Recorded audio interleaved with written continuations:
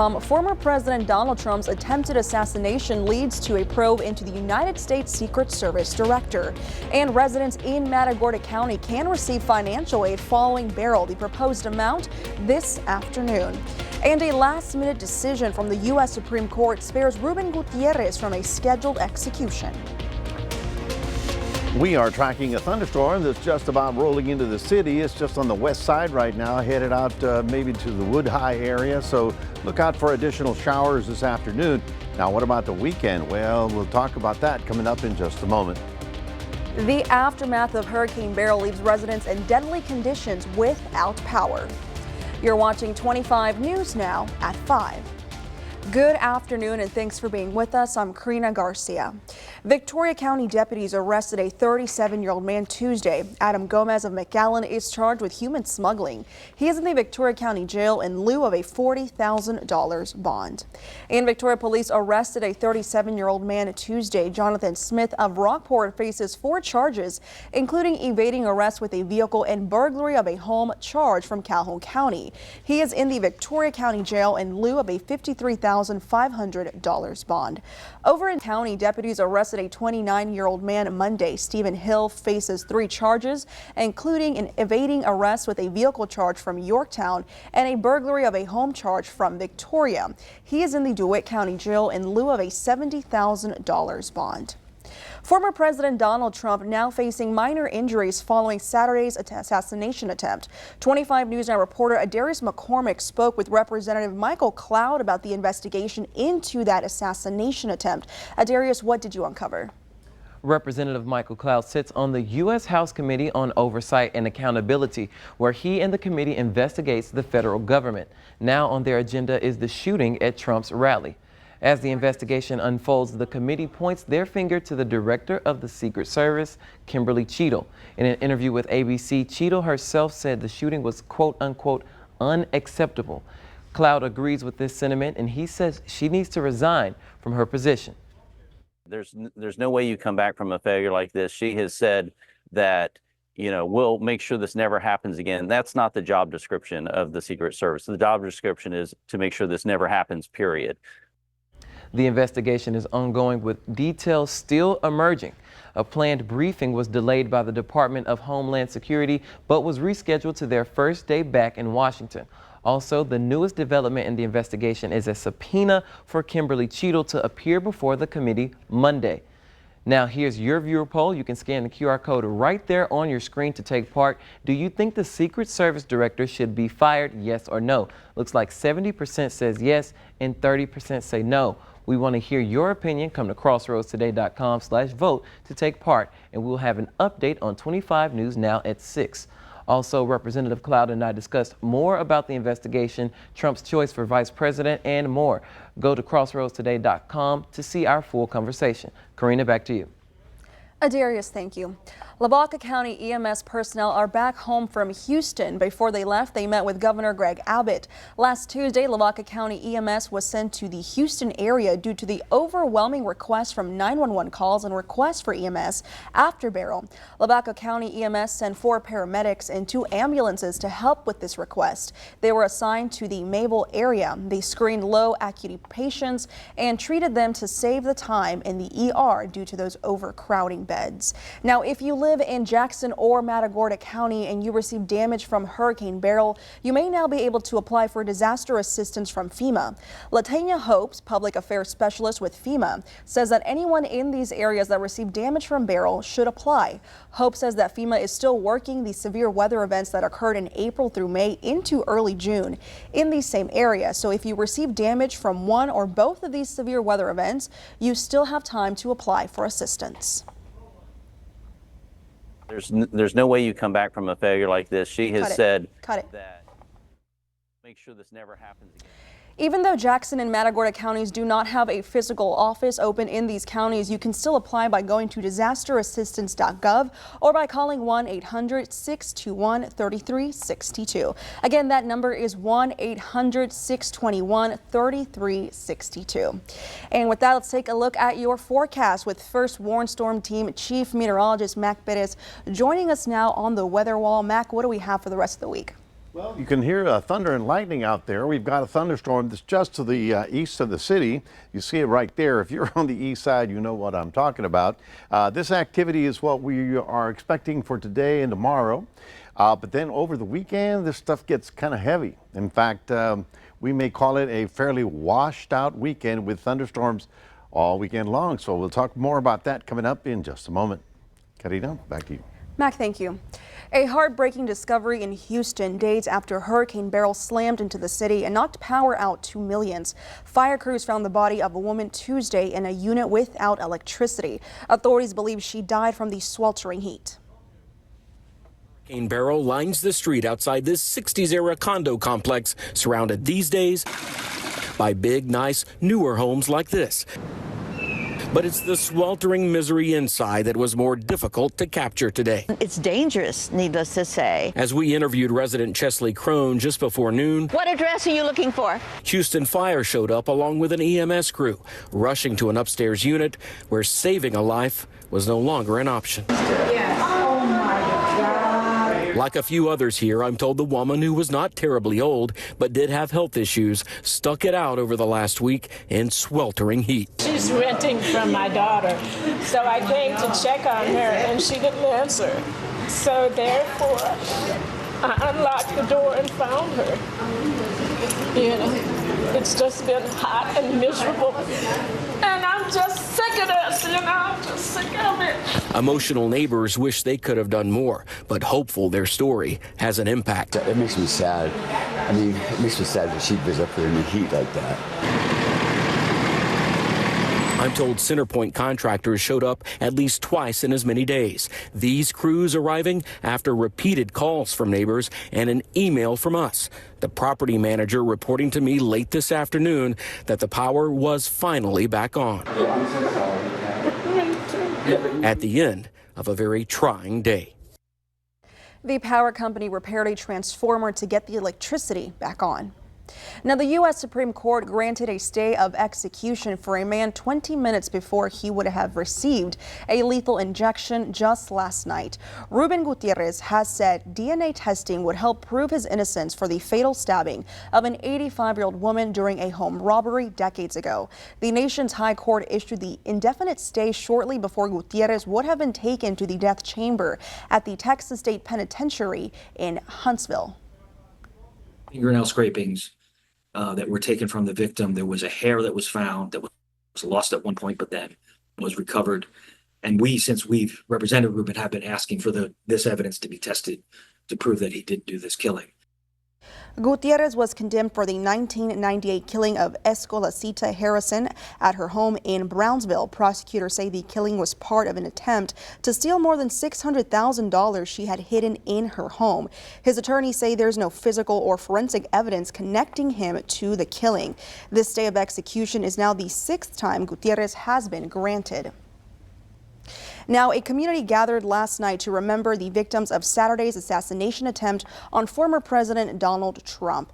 50-year-old Corey Kemret was fatally shot while trying to protect his family from the gunfire.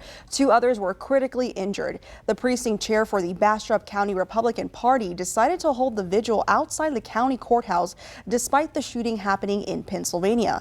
Participants say they felt compelled to pray for the victims and call for healing in the country. Now, here are some of the top headlines you can read in the Port Lavaca Wave. The Port Lavaca City Council approved a specific use permit for the placement of a manufactured home on July 9th. Plus, the project for Alamo Street was approved by the Port Comfort City Council July 1st. You can read these stories and more at theportlavacawave.com. And the Victoria ISD Board of Trustees meets tomorrow night. The board will review the 2024 to 2025 budget. It will consider nomination for the Victoria Central Appraisal District Board of Directors, and board members could take action regarding the superintendent search. The board meeting starts Thursday at 6 p.m. at the Victoria Fine Arts Center, located at 1002 Sam Houston Drive. Now, remember to subscribe to our YouTube channel, Crossroads Today. Hit the like button and click that notification bell. For now, stay with us. The calls for President Biden to step down within his own party continues to strengthen. Straight ahead on 25 News Now at 5, a high-profile Democrat joins the masses calling for Biden to drop out. Also ahead, a new study shows a link between a certain kind of cancers. We have those details next. The nation attempt on Donald Trump. His statement comes after a tense weekend call in which Biden lashed out at moderate House Democrats. Congressman Jason Crow told Biden voters are concerned about his strength, specifically as perceived on the world stage. At one point, Biden told Crow, quote, "I don't want to hear that crap," unquote. Today, former President Donald Trump White House advisor Peter Navarro was released from federal prison. He served a 4-month sentence in Florida after he was convicted on criminal contempt of Congress charges for refusing to cooperate with the investigation into the January 6th attack on the Capitol.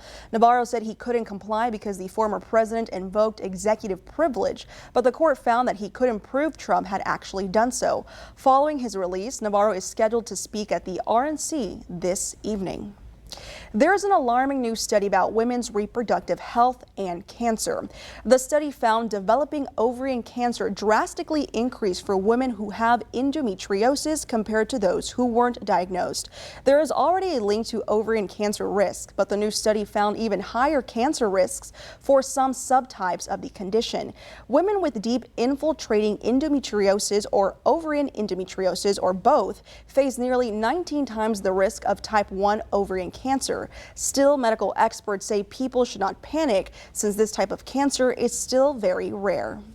Now, here are some of the top headlines you can read in the Cuero Record. The Mayersville ISD Board reaches out to the Cuero trustees for a transfer agreement, and the DeWitt County's foster children program needs more volunteers. You can read these stories and more at the DeWittCountyToday.com. Now, polls show Texas voters rank immigration and the border as the most pressing issues. U.S. Representative Colin Allred wants to talk about the border and how U.S. Senator Ted Cruz helped spike major bipartisan border legislation. You can read this article on our website, crossroadstoday.com. NFL players from the Houston Texans joined cheerleaders and the team's mascot for a surprise visit to the United Way of Greater Houston this week.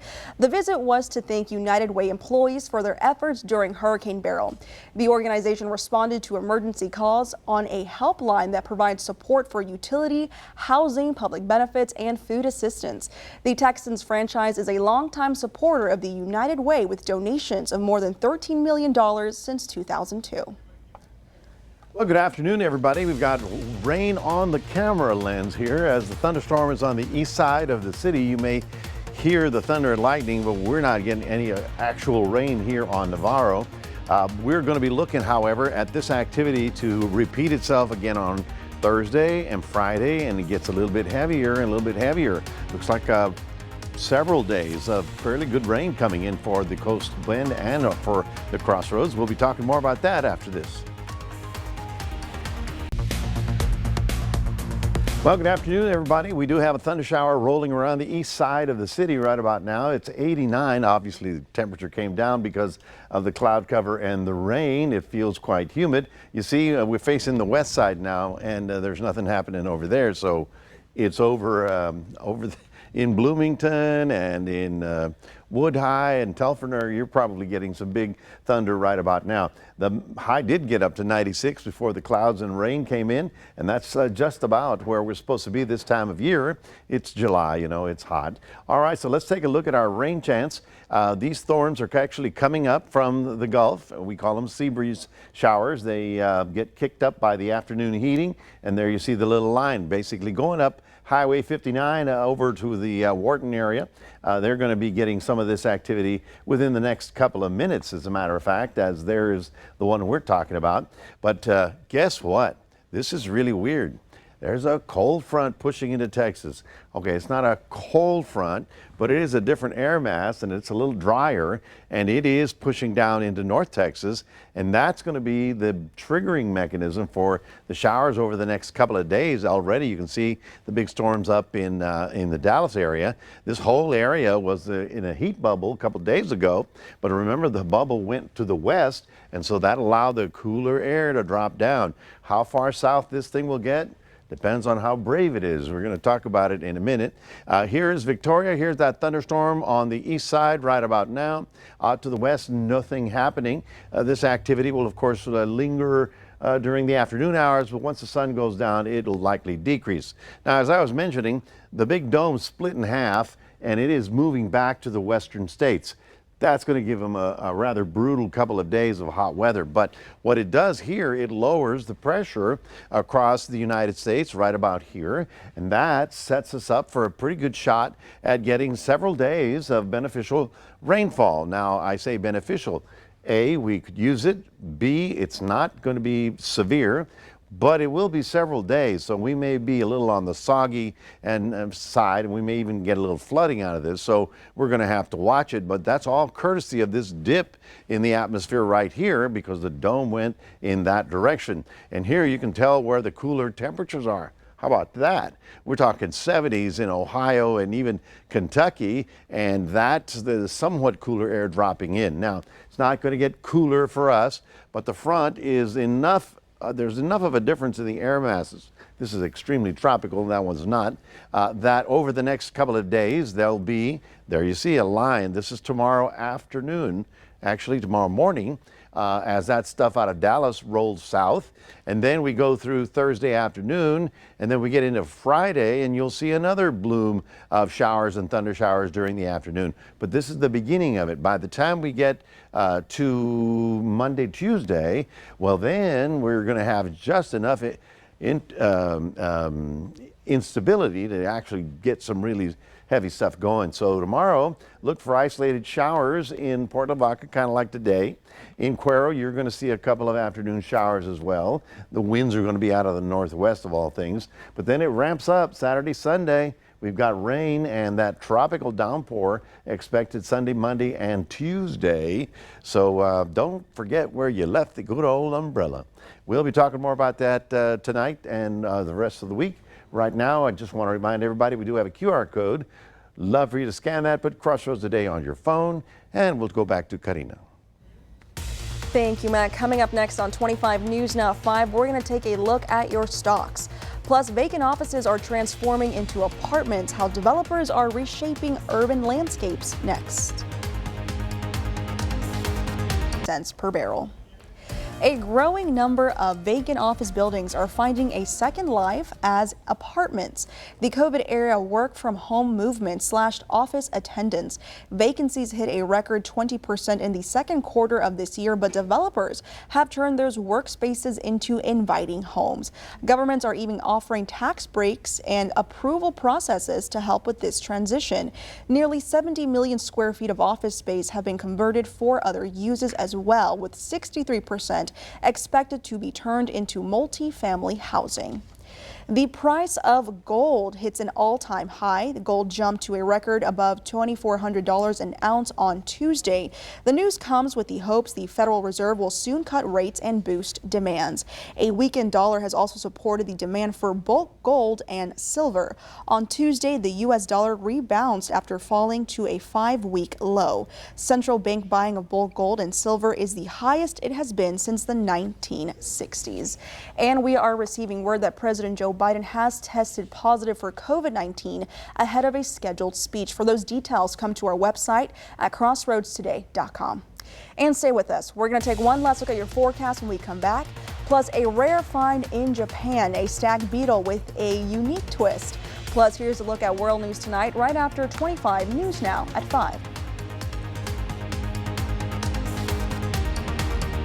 With me. What really happened? Plus, David Muir reports from the RNC. The key takeaways. More Americans turn to the most watched newscast on television. World News Tonight with David Muir. A rare stag beetle that is half male and half female was found in Japan. The stag beetle is a split-sex organism. The right side is male and bigger, while the female left side is much smaller. This rare insect was given to a museum after being found in a forest. Its lifespan is typically up to 3 months. Can you believe that? What a very interesting. Yeah. It's socially interesting right about Yeah, now. I'm gonna leave that to the scientists for them to dissect and do whatever they got to do with that little bug. And how they figured that out, that's amazing. Well, hey, folks, because it is still hurricane season, I just want to remind everybody that we produced this brochure. It's a hurricane guide. We do it every year. And there are 5 locations around the area, one in Cuero. Here in Victoria, we have 2 or 3. If you see one, just ask for it and pick it up. They're free, and there's some really good information on it. On the back, the escape routes. Evacuation routes. The evacuation route. That's the better word. Escape routes is not good, but it's early in the season. It's not over yet, and so we need to stay ready. All right, we have a couple of thunder showers rolling around the area right about now. We're going to see that until maybe sundown, and then that'll collapse. Tomorrow, a little bit more of the afternoon shower activity, and then Friday, a bit more. And then at this point in time, the weekend looks like we're going to have daily afternoon thunderstorms all the way through with heavy rain possibly for Sunday and Monday. All righty, thank you, Mac. And thank you for being with us. We hope to see you back here tonight for 25 News Now at 6. World News Tonight with David Muir is up next.